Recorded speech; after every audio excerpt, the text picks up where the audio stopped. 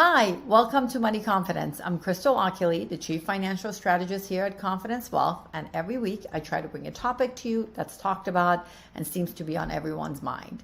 And it's of no surprise that interest rates have been on a lot of people's mind. And what I mean by that is the actual fixed accounts such as CDs, money markets, saving, to what should I do? Should I, Crystal, put money in for only 1 year, or should I do a shorter period? Should I do a longer period? And a lot of times people get very confused because they look at the shorter rates. So let's just use CDs as an example.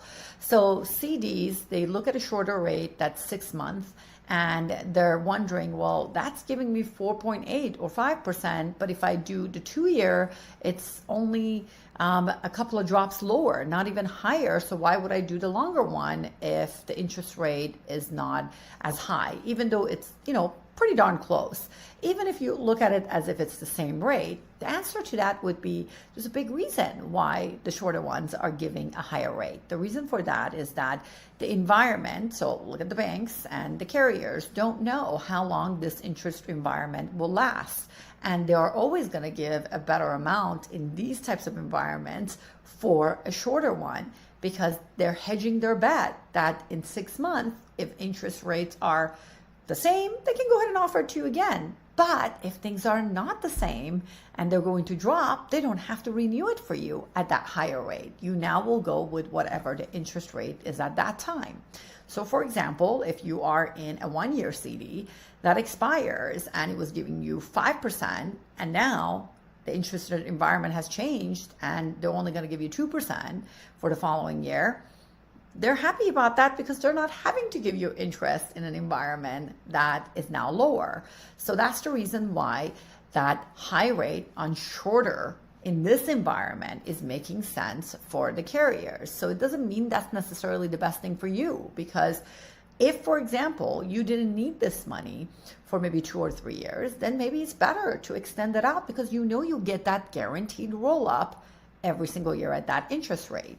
So I've even seen that with what are called MYGAs, which are fixed annuities, which are very similar to CDs. So let's say if they're giving 1 year, 3 year, or 5 year, you're finding that the 1 year is sometimes a higher rate or the same at par as a 3 year. So a lot of people just think, let me do the shorter one. So I want you to think about the usage for that money, and that's how you want to make that decision. So you want to make a decision that, let's say if you have a couple of 100,000 sitting, you don't really need all of it. Maybe ladder it where you do 50,000 in a 6 month, and 50,000 in a 1 year, another 50,000 in a 2 year, another 50,000 in a 3 year. That way, at least you're expanding that interest rate along the way at a level that you like right now. And if it's money you really don't need, then and you really want to just put it in a fixed rate, this is the environment to do it. So you really want to make sure that you're not short-sighted, where you're thinking liquidity in this example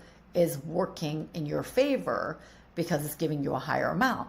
It's really, at the end of the day, about protecting the carrier, so they're not offering you a higher amount later on when they can't. So it's actually to their benefit as well for you to do the shorter one, so they don't mind that. So again, it's really all about what do you need the money for and how long you can tie it up for. Really, ultimately, that's how you want to look at it, because if you believe this interest environment is better than the future, then it's different. Now, let's go the opposite direction. When would it be to your favor if you did the shorter one? If all of a sudden the interest environment rises. So if you're not sure and you think it's going to rise, I don't think I am thinking that. I think the opposite. But let's just say if you are thinking that it's going to rise, then obviously doing the shorter term is better, because then at that time, if they're offering higher rates, you can get into the higher rates. So I think it's more about what you think. How do you feel about the environment of today? Where do you think the interest rates are going? When do you need the money?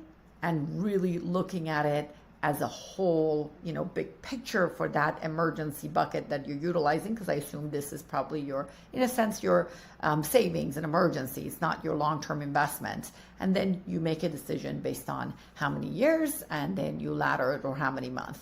I hope this clarifies for a lot of you that have been asking this question. And if you need anything else or need any more clarification, please don't hesitate to reach out. Until next week, have a great one.